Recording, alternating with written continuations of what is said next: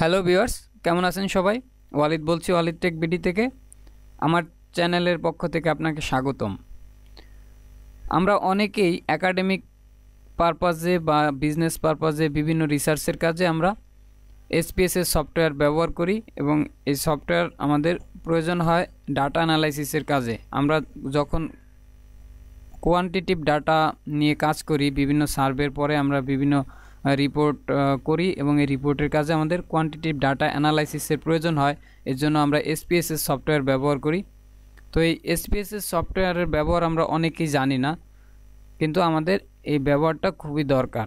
তো আমি এই ভিডিওতে দেখাবো আপনাদের একদম শুরু থেকে শেষ পর্যন্ত যে কিভাবে এসপিএসের সফটওয়্যারে আপনারা ডাটা ইনপুট দেবেন এবং সেই ডাটাকে কিভাবে অ্যানালাইজ করবেন, সেগুলো কিভাবে কনভার্ট করে এক্সপোর্ট করে ওয়ার্ডে নেবেন। ধারাবাহিকভাবে আমি সব কিছু দেখাবো আপনাদের। তো এই পুরোটা ভিডিওর সঙ্গে থাকুন, আশা করি খুব ভালোভাবে শিখতে পারবেন এসপিএসের সফটওয়্যার সম্বন্ধে। তো আপনি যদি আমার চ্যানেলে নতুন হয়ে থাকেন, এখনই নিচে গিয়ে সাবস্ক্রাইব করুন। আসছি ইন্ট্রো এর পরে।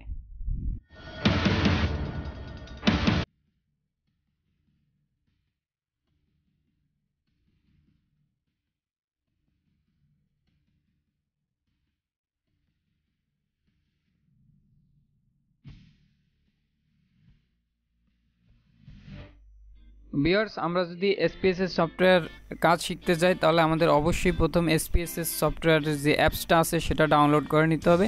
সেটা আপনারা যদি নেটে সার্চ করেন তাহলে পেয়ে যাবেন। এটা ক্র্যাক ফাইল পাওয়া যায়। তো এটা নামানোর পর আপনাকে ইনস্টল করার পর এভাবে প্রবেশ করবেন। দেখুন, আমি এসপিএসে প্রবেশ করি।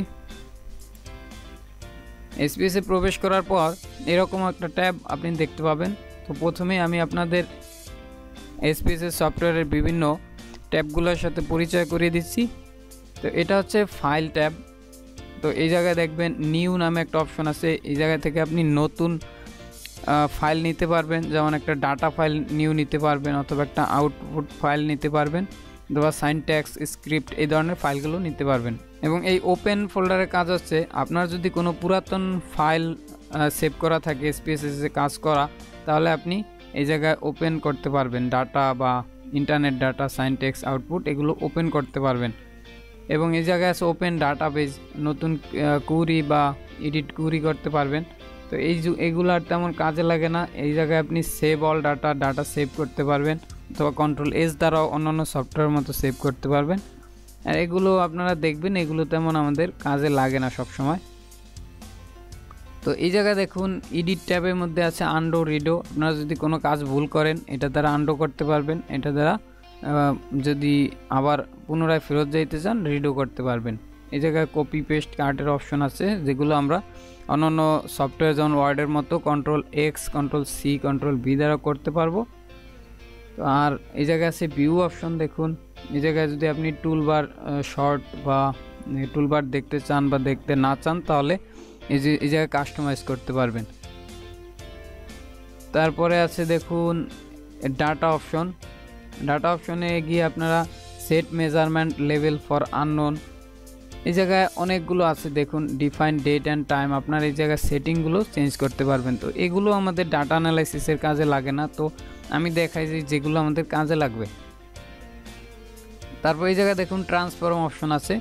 তো এই জায়গায় কম্পিউট ভেরিয়েবল, আপনি যদি অনেকগুলো ভেরিয়েবল থাকে এবং সেগুলো একটা ভেরিয়েবলের সাব হেডে ইনক্লুড করতে চান, সেক্ষেত্রে আপনি কম্পিউট ভেরিয়েবল ইউজ করবেন। তো এটার কাজ আমি দেখাবো ডাটা ইনপুট দেওয়ার পরে, এবং অ্যানালাইজ অপশনেরও কাজও আমি পরে দেখাবো। আর এইগুলো সেটিং আপনারা নিজেদেরই মতো করে ইউজ করে নিতে পারবেন, এগুলো তেমন কিছু নাই। আচ্ছা দেখুন, এবার দেখাই যে কিভাবে আপনারা ডাটা ইনপুট দেবেন। তো ডাটা ইনপুট দেওয়ার সময় শুরুতেই দেখবেন এই জায়গায় একটা ডাটা ভিউ নামে অপশন আছে, এই জায়গায় একটা ভেরিয়েবল ভিউ নামে অপশন আছে। তো এই প্রথমে ভেরিয়েবল ভিউ অপশনে গিয়ে আপনাকে ভেরিয়েবলের নামগুলো সিলেক্ট করতে হবে, যেই নামগুলো এই জায়গায় আপনাকে দেখাবে। যেমন এখানে ভেরিয়েবলের শর্ট 3টা রূপ হিসেবে আছে। তো এই জায়গায় প্রথম আপনার ভেরিয়েবলের নাম দিয়ে দিবেন। যেমন আমি এক্সাম্পল হিসাবে কিছু ভেরিয়েবলের নাম দিয়ে দিচ্ছি।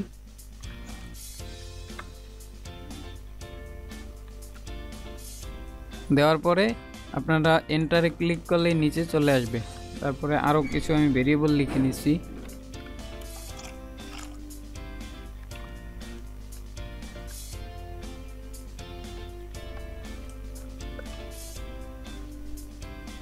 দেখুন এই জায়গার কাজগুলো দেখুন। তো এই জায়গায় আপনি ভেরিয়েবলের নামটা লিখবেন।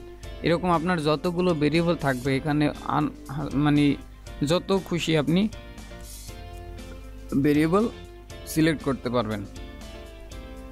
তো ভেরিয়েবলের নামগুলো নিচে নিচে দিবেন, আর এই জায়গায় আপনি টাইপ দিবেন যে আপনার ভেরিয়েবলটা কোন টাইপের, নিউমেরিক নাকি স্ট্রিং। যদি আপনি আপনার ভেরিয়েবলের মধ্যে কোনো নাম্বার যেমন 1 2 3 4 এই টাইপের নাম্বার দিতে চান তাহলে সেটা নিউমেরিক, অথবা যদি কমা ডট এগুলো আপনার ভেরিয়েবলের মধ্যে রাখতে চান তাহলে এইগুলো সিলেক্ট করে দিবেন। আর যদি আপনি চান যে কোনো নাম, কোনো যেমন রহিম করিম বা কোনো মানুষের নাম যদি আপনি আপনার ভেরিয়েবলের মধ্যে রাখতে চান তাহলে স্ট্রিং নামে একটা অপশন আছে, এই স্ট্রিংয়ে চেক মার্ক করে দেন ওকে করে দিবেন। তো যদি আমরা জেনারেলি কোয়ান্টিটিভ ডাটা অ্যানালাইসিস করি এই জন্য আমরা নিউমেরিকটাই রাখবো এবং ওকে দিয়ে দেবো। তো এগুলো অটোমেটিক নিউমেরিকই দেওয়া থাকে। আপনারা যদি নাম অ্যাড করতে চান তাহলে এই জায়গায় গিয়ে স্ট্রিংয়ে ক্লিক করে কাজ করতে পারবেন। তারপর দেখুন এখানে ওয়াইড আছে যে আপনি মোট কত সংখ্যার ভেরিয়েবলে রাখতে চান। যেমন 8টা ক্যারেক্টারের তারা অ্যাভারেজ দিয়ে দেয়। তো আপনি যদি চান যে 8টা ক্যারেক্টারের কম ভেরিয়েবল ইনপুট দেবেন, তো আমরা জেনারেলি ইনপুট দেই যদি লাইকার্ট স্কেলে কাজ করি তাহলে 2 সংখ্যা বা 1 সংখ্যার ভেরিয়েবলের ইনপুট দেই। তো আপনি যদি চান যে 8 সংখ্যারও বেশি দিবেন তাহলে এই জায়গায় গিয়ে বাড়িয়ে কমিয়ে দিতে পারবেন। জায়গায় উপরে ক্লিক করলে 9 10 এভাবে বাড়বে। তো 8-এর বেশি আমাদের প্রয়োজন হয় না। তো ডেসিমাল দেখুন যে আপনি একটা ওয়ার্ড লেখার পর দশমিকের পর কয়টা শূন্য বা কয়টা জিরো রাখতে চান।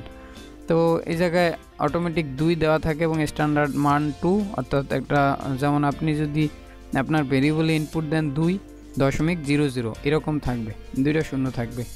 লেবেল দেখুন, এই লেবেলের ঘরে আপনি লিখতে পারবেন আপনার এইটার এই ভেরিয়েবলের ডিসক্রিপশনটা এই জায়গায় লিখতে পারবেন।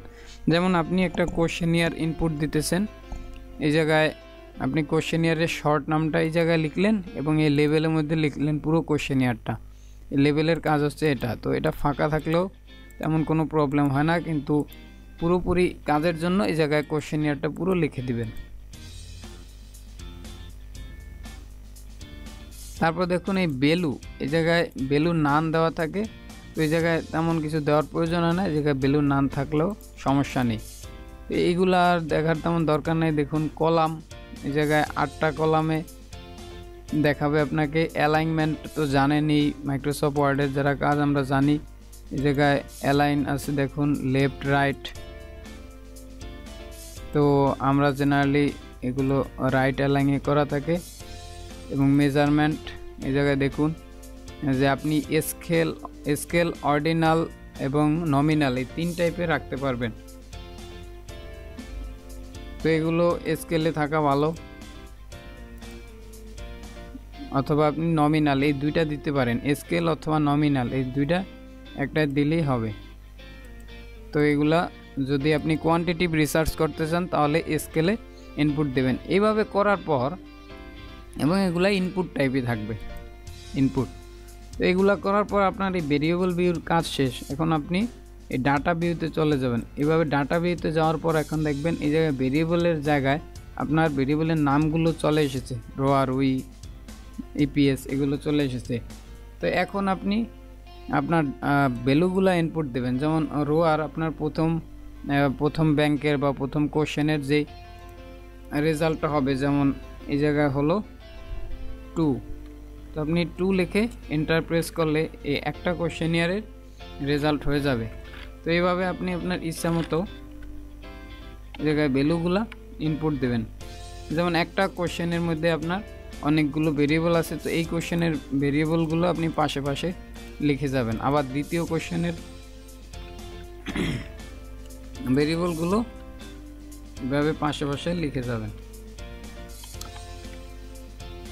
তো এইভাবে আপনার যত কোশ্চেনিয়ার থাকবে অথবা যত ডাটা থাকবে আপনি নিচে নিচে ডাটাগুলো অ্যাড করে নিতে পারবেন। তো আমি ডাটাগুলো অ্যাড করে রেখেছি আপনার সুবিধার জন্য আপনাদের।